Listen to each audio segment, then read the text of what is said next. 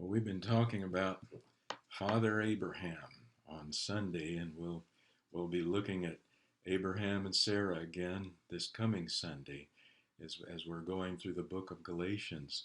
But it's so important that we recognize that choices we make along the way set the trajectory of our lives. And it's so clear to see that in Abraham's life. I want us to go back and just look real quick at some things back in Genesis 14 and 15 about Abraham. And if you go one step further back in Genesis 13, Abraham and his nephew Lot agree that they need to separate because of the abundance of their flocks and herds. And so Lot chose the well watered plain of the Jordan towards Sodom and Gomorrah. And in Genesis 14, Lot and his family were living in the corrupt city of Sodom. And a battle arose, and many of the people in Sodom and Gomorrah fled to the mountains. But Lot and his family were taken captive by the enemy, along with all kinds of goods and other people from those two cities. And even though the kings of Sodom and Gomorrah ran away, when Abraham heard about it, he gathered together a group of fighting men to pursue them and then attack the enemy at night. And Abraham was able to bring back Lot's family along with all the other people and goods that had been taken. Boy, that's a great story. But then listen to what happens immediately after that, and listen to the choice that Abraham makes. That this is in Genesis 14, starting in verse 17. It says, after Abram returned from defeating Chedorlaomer and the kings who were with him, the king of Sodom went out to meet him in the Sheba Valley, that is, the King's Valley. Melchizedek, king of Salem, brought out wine and bread. He was the priest of the God Most High.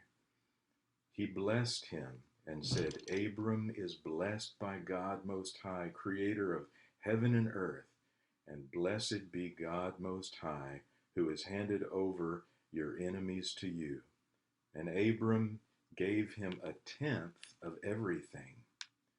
Then the king of Sodom said to Abram, give me the people, but take the possessions for yourself. But Abram said to the king of Sodom, I have raised my hand in an oath to the Lord, God Most High, creator of heaven and earth, that I will not take a thread or sandal strap or anything that belongs to you, so that you can never say, I made Abram rich. I will take nothing except what the servants have eaten. But as for the share of the men who came with me, Anar, Eshcol, and Mamre, they can take their share. Those three guys were actually kings or rulers of some of the tribes that were taken into captivity. And so, who were the two kings that came out to meet Abram after the battle? There was the Melchizedek. It says he was the king of Salem. That's the king of Jerusalem. And so the king of Salem, and you look into the book of Hebrews and you see what it says about the king of Salem. That was Melchizedek, who was an Old Testament appearance of Jesus. Pretty incredible. So here's the king of Salem comes out and meets Abram, but then also the king of Sodom comes out and meets Abram. So what did they two offer him? Well, the king of Salem offered him bread and wine. Interesting, isn't it? Bread and wine, and also God's blessing. And then what did the king of Salem offer? All the spoils of battle. You can have all this stuff from Sodom and Gomorrah. Can you imagine what kind of stuff there was in the the spoils that these enemies took from Sodom and Gomorrah? He says, you can have all of that. It's all yours. And how did Abram respond? How did he respond to Melchizedek? First, he received the blessing, And he said it was the blessing of the Most High God, the creator of heaven and earth. Abram received that blessing. He received the bread and the wine. And then what did Abram do? He turned around and gave a tenth of all that he had gotten.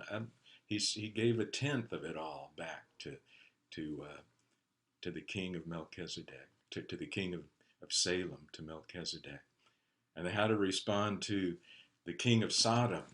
Well, listen to what he said again. He said, nope. He said, I have raised my hand in an oath to the Lord, God Most High, creator of heaven and earth, the same words that Melchizedek used to describe God. And he says that I will not take a thread or a sandal strap or anything that belongs to you, so that you can never say I made Abram rich. I will take nothing. So he refused. He refused. So this was a decision that Abram was faced, and he chose to refuse the king of Sodom, and he chose to receive and to give back to the king of Salem, Melchizedek, king with a capital K. Let me ask you a question. What's an example of when you or somebody you know has had a choice between the offer of the king of Sodom and the king of Jerusalem? And I don't mean literally those two kings, but spiritually speaking, where there's a choice, a clear choice between the temptations of the world, the flesh, sin, and the choice to say, God, I choose you and what you want for me. Maybe you're struggling with something like that right now. And God will give wisdom and clarity and direction. But if you go on to the next verse in chapter 15, listen to what it says. And it flows right after what just happened there, where Abram received from the king of Salem, but refused to take from the king of Sodom. It says in chapter 15, verse 1, after these events, the word of the Lord came to Abram in a vision. Do not be afraid, Abram. I am your shield. Your reward will be very great. In King James, it translates that, and it's a good translation as well. It says, I am your shield and your great reward. God himself was the shield and the reward that Abraham was promised. And but after all the offers that the king of Sodom had offered, all that was taken from during this battle, what does God say? He says, Abram, you did right. I am your shield. I'm the one protecting you, and I will be your reward. Your reward will be very, very great. Abram could have chosen to take the reward from the king of Sodom, and that would have been nothing compared to the blessing that God had in store for him. And if you read on through those first few verses of chapter 15, it says, and Abram said, well, Lord, you're going to bless me, but I don't have any children. How am I going to be blessed? There's this guy, Eliezer. He's the son of a slave in my household. He's the only logical one that's going to be my heir. And God says, listen, I'm going to give you a son. And through that son, your descendants will be as many of the stars of the heavens. And in verse 6, we looked at that on Sunday. It says, Abram believed the Lord, and it was credited to him as righteousness. Boy. So all through life, there's choices that we have to make. And the choice we make at each given time sets the trajectory of the rest of our lives.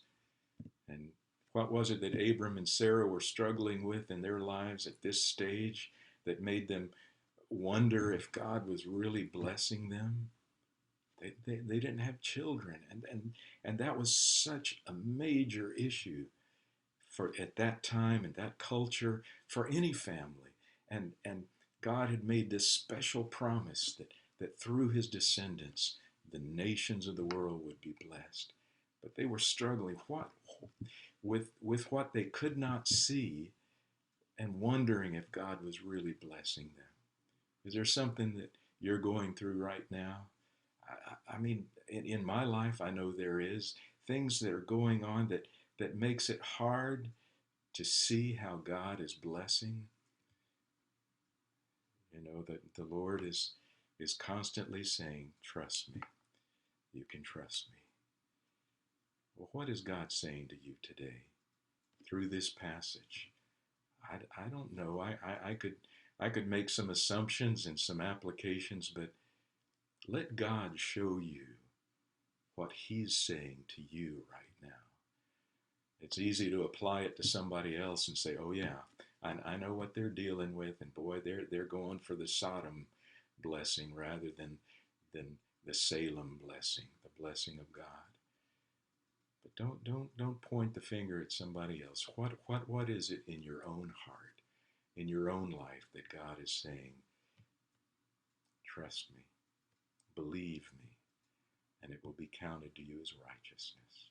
First of all, trusting Jesus, that he is who he said he is, and he's done what he's done for you, for me, and we receive the blessing of salvation. But beyond that, trusting him to work all things together for good to those who love him, to those who are called according to his purpose. Think on these things.